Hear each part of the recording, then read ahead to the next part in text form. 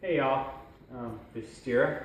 This is the Monster Puppy, and I thought I'd try a video to see if we can start this off and get you started.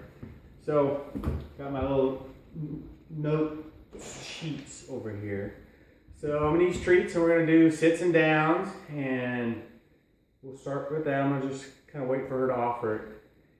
I can lure her in. Nice, good job.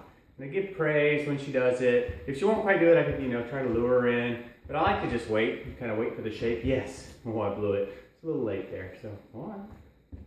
Yes, good job. The idea, she likes to pop up. So we really want her to stay there and not release it. Yes, nice, good job. And so I can keep like machine gunning her treats to keep her, if you don't drop them, and keep her into the sit. So she's kind of resistant with the down, so we'll try down too. And I just kind of hovered her down. Good girl. And she was popping straight up. So since she's staying down, I just keep dropping these treats between her legs. I don't know if you can see the way Karen's sitting, but so I'm dropping treats just between her legs, and so she stays in it down. Okay. And when she pops, I say okay, so she pops up. So we'll try it again. Let me get a little more treats. You ready? All right, lie down.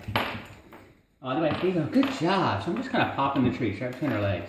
And just say, and when I'm ready for her to get up, I stop dropping the treats. Okay. So she knows that I've got a poodle. And she knows that there's an end to the command. Asky, get out of here. All right, so you want the sit, and you want them to know that sit doesn't break until they say okay. And that's when they release their sit. So you do that with you can cheat. You use the treats and don't let them get away. And the same thing with the down. You want it to have an end game. Okay. And that's when they get up. A lot of times, there you go, good job. So that's sit, down, a little bit of shaping. So we'll talk a little bit more about shaping. I've got a dragon box. So, got a box. I'm going to sit here, I'm going to stare at it, right? And with a handful of treats, you can use a clicker, you can use your mouth. I recommend just saying yes. We've got a box. Yes, she looked at the box, so I'm going to throw a treat in the box. Okay, it's a little cheating throwing the treat in the box, but it works. Oh, good job. And if you need to get them away from the box because they're so focused on the box, then you she's focused on the treats. So if you need to, if they're really targeting in on the box and you can't get them away, so I'm going to stare at the box till she looks. Really. Sometimes you have to be patient. Yes. So she just barely looked. Now she's offering me shakes and dances and yes. And so, yes. Yes. So now she's not going away from the box. So to get her away from the box, yes. I'm going to throw a treat away from the box. And she has to come back, yes. So she's figured out the box thing. So the next game would be, okay, your head's in the box, you're touching the box, that's cool. She's doing that consistently. Now I want you to take it to the next level. So maybe I want her to knock over the box, put a paw on the box.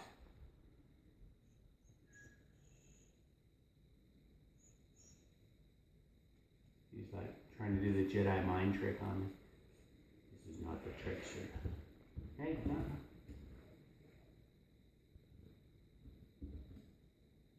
Yes. She's like, I looked at it. Go ahead, give me the treat.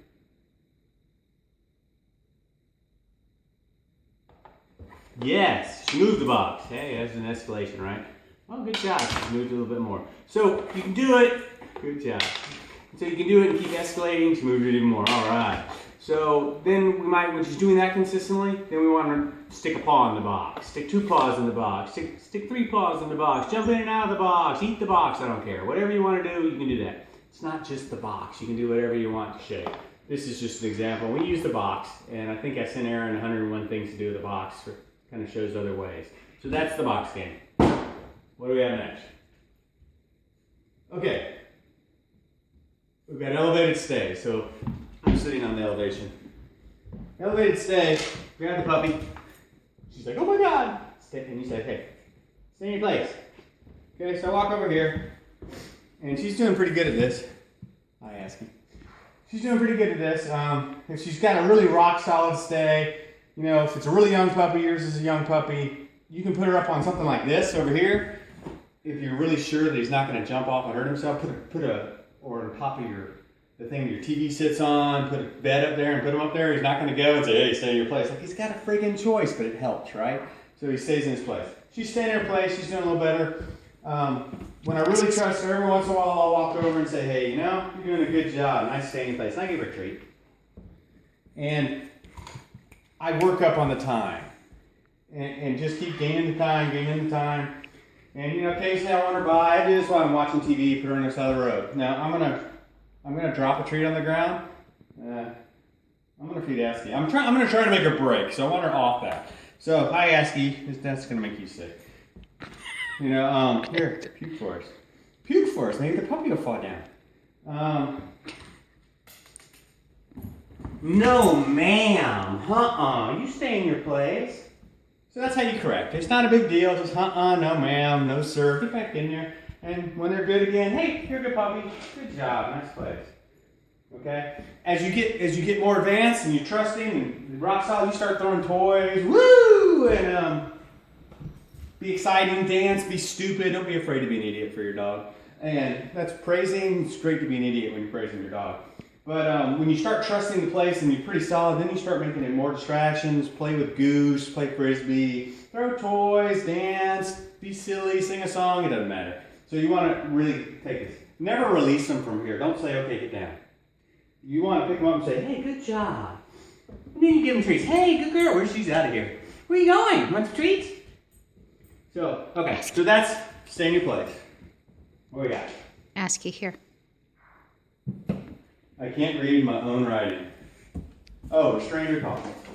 So, we want to drive these dogs want to be sport dogs. Come here.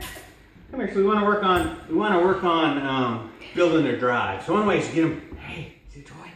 I'm not sure she likes this toy. Get a toy they really like. Ready, and you're going to throw the toy. She tugs, get it. Oh, good girl. I scared the hell out of her. She's like, good job. What a good job. And she doesn't have to bring it back. It's all about the chase. So you do the restrain, you hold, you throw it, you get the toy and you throw it. And as soon as they tug, you let go and you cheer. Woo, good job. She's like, give me food. I don't want that toy. So that's restrained recall.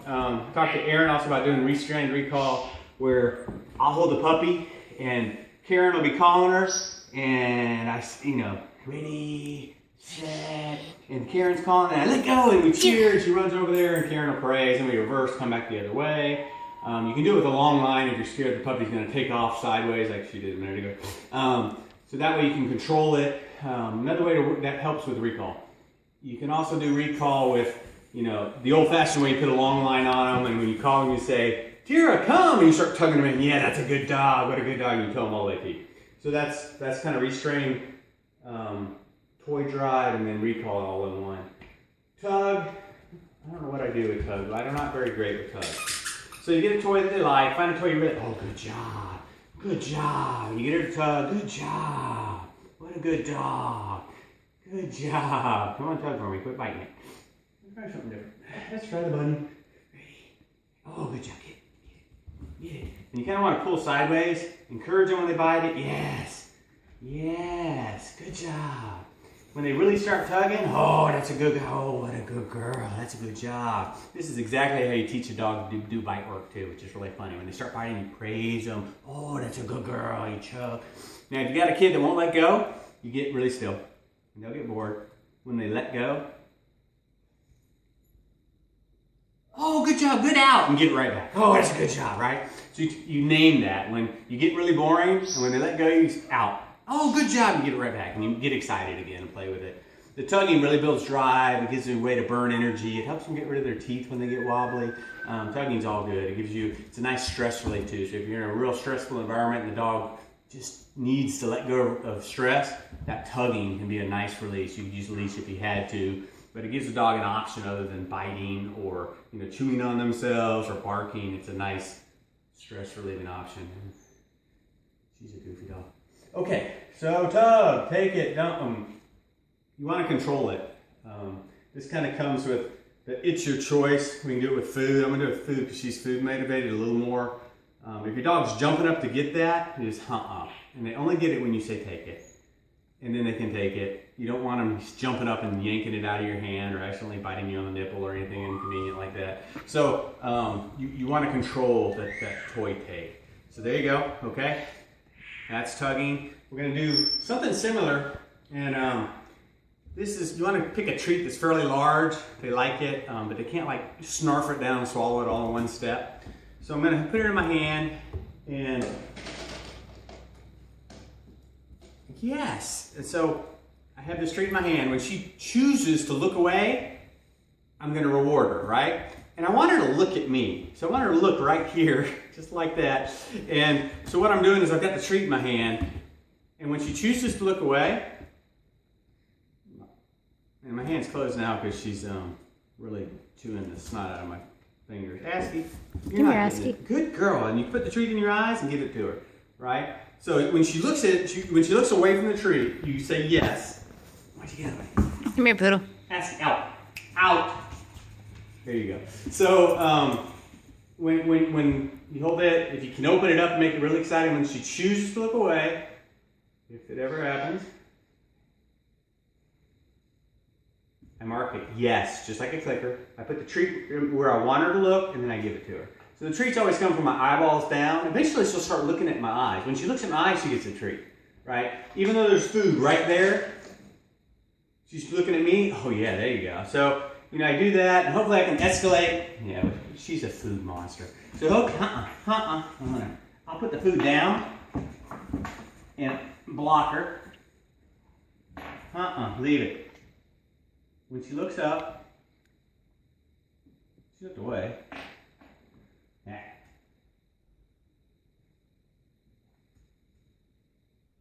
Yes. So she looked away, so I gave her a treat. Yes. So she's looking at me now. She's not looking at the face. She's not looking at the treat that's on the floor. This is what we want. You can name it, you know, leave it, that'll do, whatever. Idea there, if there's a chicken bone in the middle of the parking lot, you'll be able to say, hey, let it go, and she'll look at you. And that way we keep them from eating bad things. It also tells them it's mine, not yours. You take it when I give it to you, not when you want it. So that's, it's your choice. Start with your hand. If you have to start with it closed, start with it open, put it where you can see it. Eventually you're putting it on the floor, and we're still working on that. We're not the greatest at that. Okay, part of like shaping, you can use touch for a lot of things to get started in trick training, to get started in sports. And you want your dog, so, Jira, she's like, you jumped the street.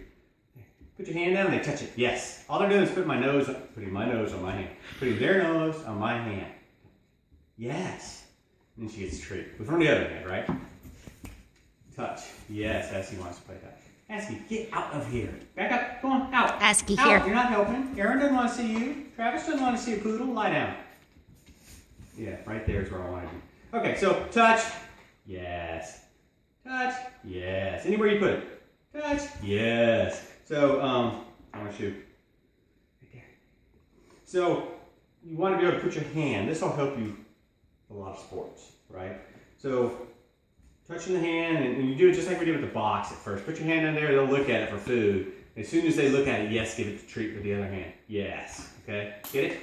And that's all for the first week. So I sent you the homework stuff, which you probably should know, that's secret. But hey, enjoy. If you have any questions, email me, give me a call. My cell is 678-296-4103. Hope this helps. Talk to you later. Bye.